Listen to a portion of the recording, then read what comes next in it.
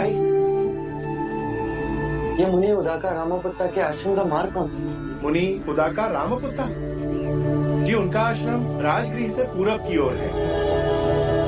आप इसी राह से आगे बढ़िए। धन्यवाद। ये सैनिक पशुओं को कहाँ ले जा रहे हैं? राजगृह ले जा रहे हैं। क्यों? वहां इनकी बलि देंगे। बलियों?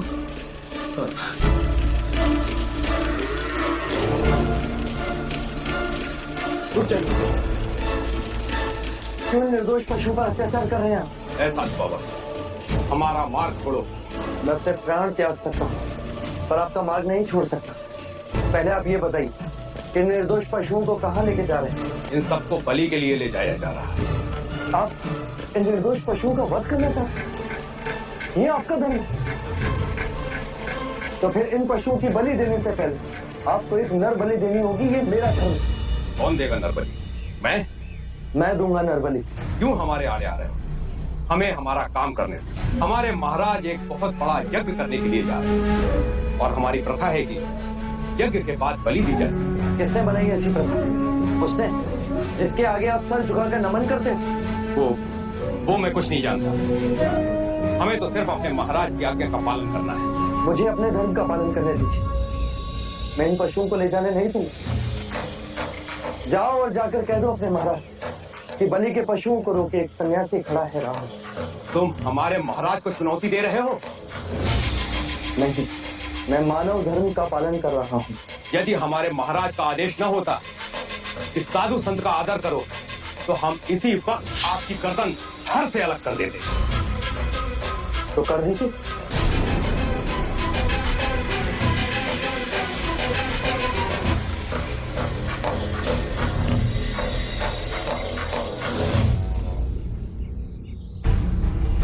महाराज, 101 पशुओं की बलि यहाँ चढ़ाई जाएगी। उत्तर में मंडप सजाया जाएगा और 1001 विधियां उधर होंगी। ध्यान रहे किसी प्रकार का विघ्न न पड़े। महाराज की जय हो।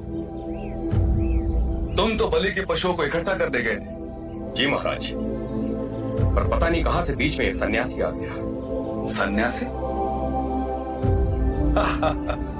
ये सूचना लेने आए हो? महाराज वो बीच मार्ग रोके खड़ा है। कहता है कि मैं पशुओं की बलि न होने दूं। ये मगध नरेश बिंबिसार का राज्य है। क्या बड़े बड़े हमारे भय से थर्राते? वो किसी से नहीं डरता महाराज, मरने से भी नहीं। समझाया, डराया, धमकाया, पर उल्टा मुझे ही कहने लगा कि पहले मेरी बलि दो, उसके बाद पशुओं को ले जाओ। इतना हट? फिर तो उसे हमें अवश्य मिलना पड़ेगा। देखो कौन है जो मगध नरेश बिंबिसार के सामने अपना सर उठाने का साहस कर रहा है। महाराज, सर काट के ही ले आते हैं।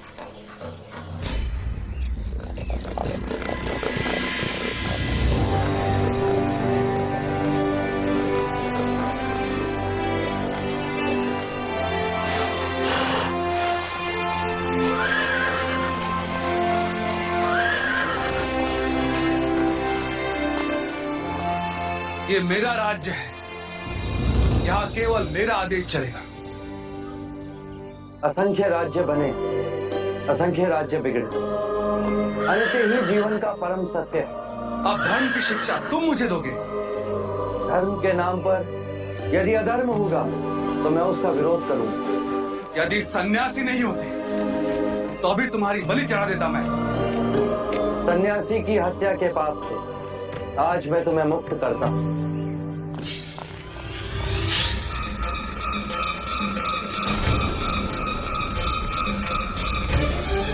महाराज पंडिता,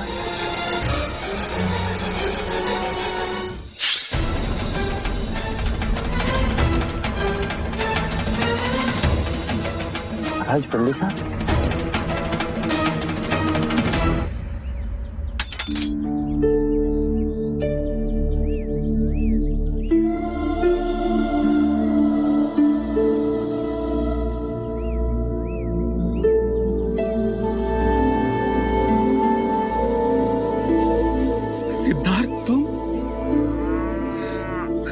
से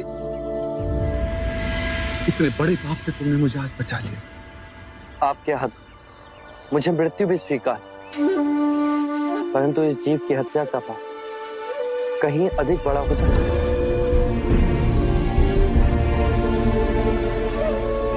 प्रश्न ये नहीं मित्र कि मैं जीऊं या मरूं, प्रश्न ये जीवन और मरण के इस चक्र से मुक्ति का कोई तो मार्ग है। यदि है तो उसे खोजना मेरा लक्ष्य है, नहीं तो इन मूक पशुओं की तरह अकारण ही जीऊंगा और अकारण ही मर जाऊंगा। क्या दोष है इन निर्दोष पशुओं का जो महाराज बिंबिसार आपको इनकी बलि देनी होगी? इनमें भी हमारी तरह जीवन की ऊर्जा है। ये कौन सा धर्म जो कहता है कि एक निर्बल को मारने से अशुभ समय टल जाता है? यदि इन मूक पशुओं के मुंह में जीवा होता तो ये भी पूछते कि पाप करे कोई और भरे कोई। यदि ये धर्म है तो आज एक निर्बल सन्यासी आपसे कहता है कि ये अधर्म है। आज मेरे मित्र ने मुझे अधर्म से बचा लिया। आज से मगध में कोई बलि नहीं दी जाएगी।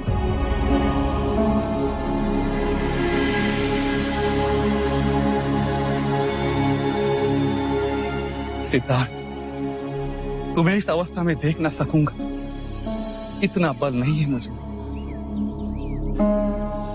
बिंबिसार गद्दों पे सोए और सिद्धार्थ क्या धूल मिट्टी में।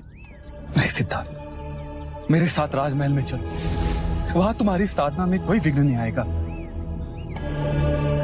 नहीं महाराज बिंबिसार, जिस तरह आज इस निर्दोष पशु को मैंने बचाया, उसी प्रकार असंख्य मनुष्य पशु जीवन के दुखों से जूझ रहे। सर्वम दुखम दुखम, इस पीड़ा इस दुख का अंत मैंने पा लिया तो मैं सारे जीवों को शांति के मार्ग पर ले जा सकूंगा। औरों के दुख दूर करने के लिए अपने सुखों की आहुति देने वाला मैंने आज तक नहीं देखा।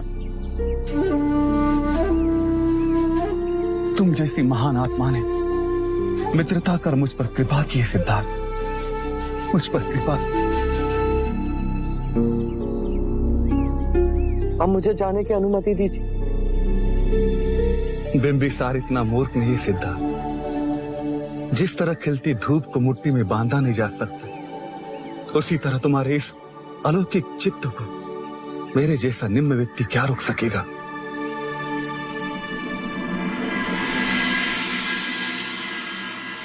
सिद्धार्थ, मित्र को एक वचन दोगे? जब भी तुम्हें मुक्ति का मार्ग मिल जाए तब उसका ज्ञान देने के लिए इस बिंबिसार के पास आओगे। वचन दिए।